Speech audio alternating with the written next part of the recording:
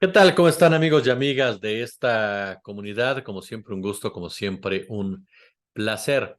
Hemos estado muy pendientes y compartido con ustedes todo este proceso de registro de las y los aspirantes a la silla del águila, tanto de las corcholatas como de la oposición.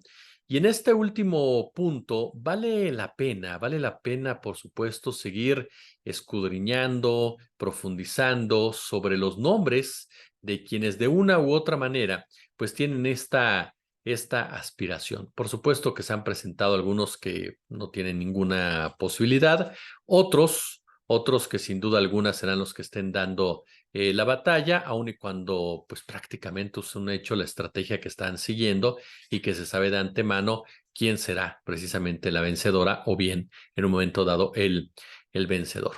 Pero estos registros también nos muestran el rostro de la oposición, el rostro de aquellos que están interesados, por supuesto, en seguir viviendo del presupuesto, el nivel de cinismo que existe entre varios de sus integrantes que sin ningún tipo de empacho son capaces precisamente de hablar como si tuvieran alguna autoridad moral. Ya hicimos una cápsula relacionada con Felipe Calderón, con Silvano Aureoles y con Francisco García Cabeza de Vaca. Y me voy a detener en este hombre, ex gobernador de Tamaulipas, porque hoy por hoy la alerta migratoria en su contra continúa vigente en México. Es cierto que en una negociación con la Fiscalía General de la República, que algunos dicen tuvo conocimiento el presidente, otros dicen que no, García Cabeza de Vaca pues prácticamente libró las acusaciones que había en su contra y que llevaron a todos a pensar que cuando dejara el poder sería detenido por las autoridades de nuestro país por los vínculos directos con el crimen organizado. No sucedió de esa manera. García Cabeza de Vaca pudo salir tranquilamente de Tamaulipas y evitar ser detenido después de platicar directamente con el fiscal general de la República, con Alejandro Hertz Manero.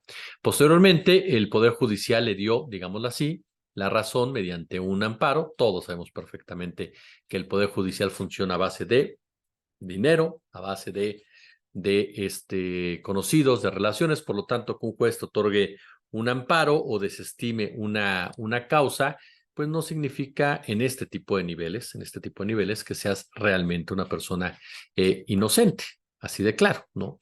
Puede significar también una complicidad por parte de la Fiscalía General de la República, que no llevó tu caso de una manera inteligente a propósito, porque yo dudo mucho que en la Fiscalía no haya abogados, por supuesto, que tengan esa capacidad, o la Fiscalía del Estado, que tengan esa capacidad, simplemente por darte la razón, por protegerte, no lo profundizaron de tal forma. Y tú deberías de darte cuenta de eso. Deberías de reconocer que gracias a la corrupción, a las chicanadas, pues la libraste, maestro. No tratar de venderte como un ejemplo de mártir, de perseguido político, ¿no? De alguien que padeció la tiranía del dictador llamado Andrés Manuel López Obrador y que saliste avante. Y que como tal, pues buscas ahora, por supuesto, ser su sucesor en el Palacio Nacional. García Cabeza de Vaca cae en este rubro. Un hombre que es capaz de asegurar que durante su gestión Tamaulipas vivió tiempos de paz. Pues, ¿qué nos vivió en Tamaulipas? ¿Que nunca estuvo en Tamaulipas? ¿Que no se enteró lo que pasaba en Tamaulipas? ¿O de plano cree que la gente es estúpida y que nos vamos a tragar solamente un cuento porque presenta un video de varios policías ahí actuando y se nos van a olvidar las balaceras, ejecuciones, narcobloqueos, narcomantas y todo lo que pasó en esa entidad mientras él estuvo al frente de la misma? O se nos va a pasar, o se nos va a olvidar el análisis de sus famosos golpes, que no fueron otra cosa más que unos sicarios con placa, o se nos va a pasar el crecimiento del cártel del noreste, esta decisión de los Zetas, el fortalecimiento de grupos paramilitares como la Tropa del Infierno, como los ciclones, como los escorpiones, vinculados de una u otra manera a las dos organizaciones dominantes en el papel del mercado de las drogas, como el cártel del noreste, ya mencionado, y el cártel del Golfo. En Tamaulipas siempre se pone sobre la mesa este debate, que para mí no existe, pero yo respeto todas las opiniones, de quién manda a quién. si el narcotraficante al político o el político al narcotraficante. Hay voces expertas que en lo personal respeto muchísimo que me han dicho no. El narcotraficante sigue siendo el que impone las condiciones y en la clase política, en los gobiernos, hay gente que intenta combatirlos. En lo personal creo que no, porque todo deriva, ya lo hemos dicho en otras ocasiones, de una economía, de un sistema económico y porque lo que se libra en torno a la guerra contra las drogas, mal llamada guerra contra las drogas, ni siquiera parte del poder político de nuestro país. Y más en el caso concreto de Tamaulipas, que tiene la cuenca de Burgos, que es una región, por supuesto, de recursos naturales, de combustibles, que permite que los caciques políticos y económicos que ahí están involucrados de ambos lados de la frontera, pues siempre salgan con grandes dividendos. Insisto en lo que les he dicho en otras ocasiones en torno a la historia de Tamaulipas y que para mí es una prueba clara y irrefutable. ¿Quién era el padrino de los Salinas de Gortari? ¿Quién era el compadre del papá de los Salinas de Gortari? Juan Nepomuceno. ¿Qué más queremos saber? ¿Cuánto creció el cártel del Golfo durante el sexenio de los Salinas de Gortari? ¿A qué cártel combatió Ernesto Zedillo, enemigo político de los Salinas de Gortari? Al cártel del Golfo. ¿De dónde surgieron los Zetas? Del cártel del Golfo. ¿Quiénes eran los Zetas? ¿A qué grupo militar pertenecían? ¿A qué intereses políticos militares pertenecían? A los militares cercanos al cártel de los Salinas de Gortari, a la familia Salinas de Gortari. ¿Quiénes han protegido durante sus respectivas sexenios a los gobernadores tamaulipecos que responden a ese clan salinista? La familia Bush, de aquel lado de la frontera. Si no, ¿quién apapacha a García Cabeza de Vaca?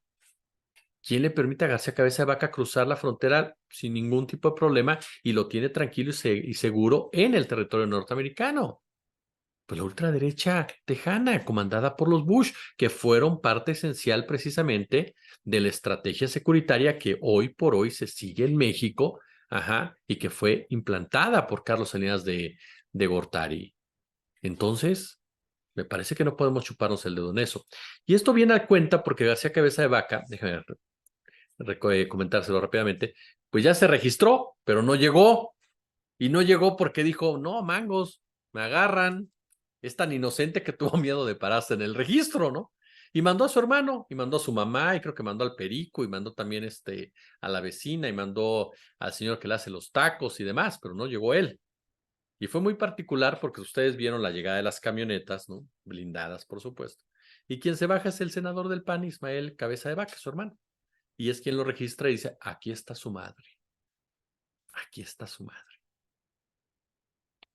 Mejor ejemplo de confesión de culpabilidad no manifiesta, dirían por ahí Cantinflas, pues está en este escenario.